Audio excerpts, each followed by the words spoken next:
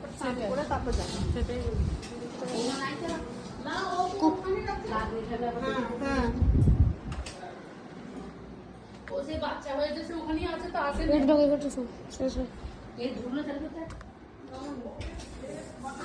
দেখুন কেমন করে রান্নাঘর উপরটা না যায় না কখন একবারে ধ্যান দিতে হবে না এ বেরো কি আছে এই যে আসছে না দিন না জানি হবে আর এই কি একটা পরে খাবো। একদম না না না এই মাত্র মুড়ি ঘুগনি জিলাপি খেয়ে আসছে তো রান্নাঘর বানানো দাবি অনেকদিন হয়ে গেল বিয়ের আগে হয়ে গেছে এটা ঠাকুর ঘর তখন সব লাইট গুলো জ্বাল।